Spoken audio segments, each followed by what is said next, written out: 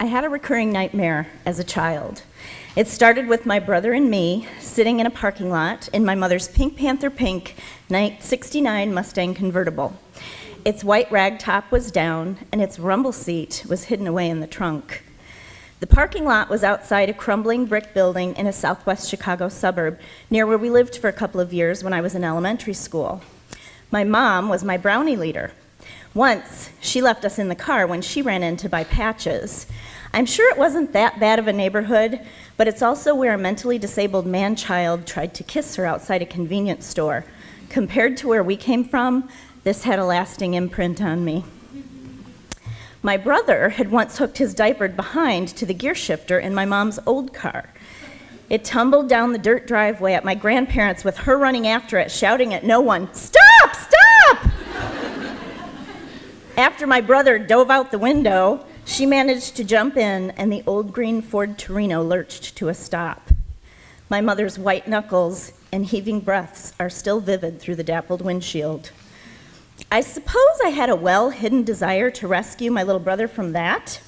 So, my recurring dream took the two of us from that parking lot near Chicago to a familiar street.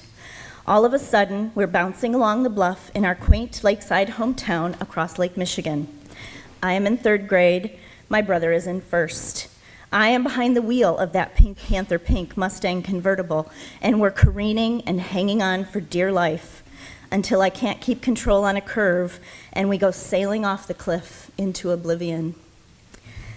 Each time I woke, sweating, frightened, and feeling like a failure. A condition that is oft repeated years later when I am a single mom trying to survive with a delightful, sparkly-eyed little toddler to care for, alone in my conservative hometown with no child support. After much convincing, my mother had co-signed a lease for me and my daughter to escape the 1,200 square foot house we'd shared with her and her second husband, 3 dogs, 2 cats, and my scooching infant half-brother who came a year and 9 days after my daughter.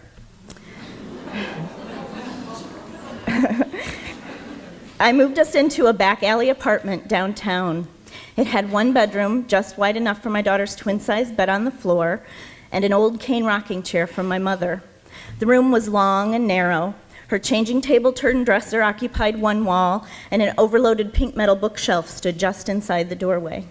There was little room for her to play on the floor, and no carpet to cover the distressed hardwood.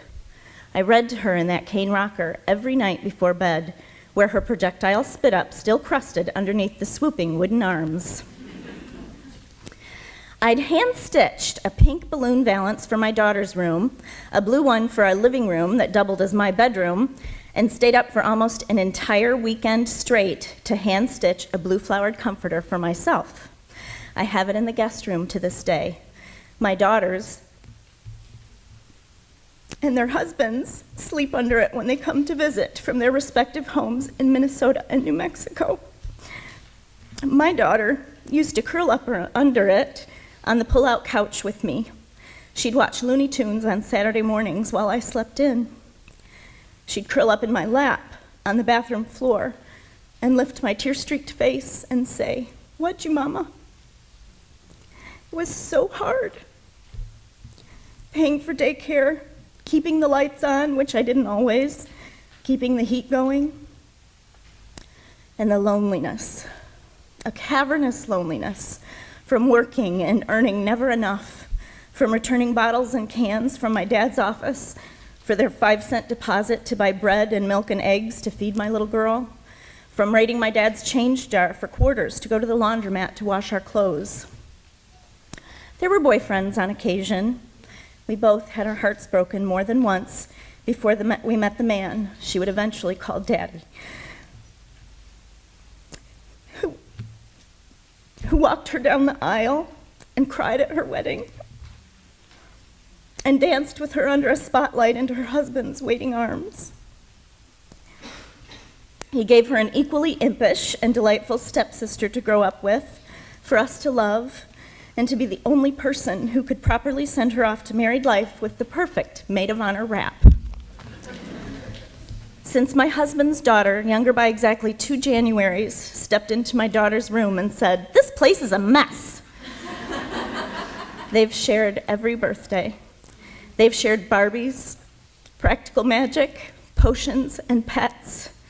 They've whispered under covers and behind closed doors, over phone lines and across air. They've rescued one another from childhood loneliness and young adult mishap. They welcomed a long-sought baby brother into their teenaged lives, whose baby's breath, sweet, meaty little hands, and nighttime cries provided an excellent source of birth control.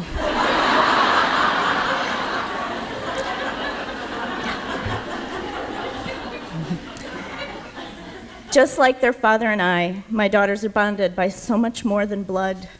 They're bonded by history. We are all bonded by exactly what the other needed at precisely the right time. So what if? What if the recurring nightmare I would remember years later, while driving my toddler around that same curve in my 1981 Dodge Omni with no radio, sucking her binky, clutching her soft yellow blankie, her trusting eyes watching me in the rear view? What if instead of putting on the brakes and slowing down and taking that same curve cautiously during a blazing snowstorm and thinking time and again through my tears that long winter that I couldn't possibly do it without her?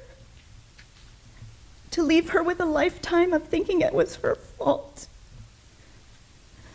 What if I'd closed my eyes, took my hands off the wheel, and decided to just drive into that icy lake?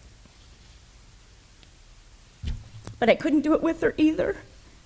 She was too precious, too beautiful, too full of life and possible and hugs and wajuu-mamas.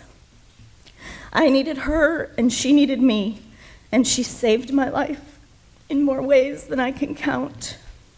But it was all so much more than one girl should have been asked to carry on her tiny shoulders. We made it through that winter, and another after that.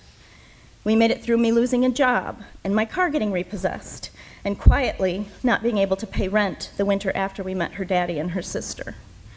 We made it to the day we moved into a new place with them, when I saw the weight of more than 2,000 days before float off her shoulders with the imagination of 2 little girls who were both, for once, just being kids. They were playing with the dollhouse my gramps had made her on the floor in her new bedroom, which had more than enough room for 2 small girls with the same birthday 2 years apart to sprawl out on their bellies. Thank God I didn't just drive.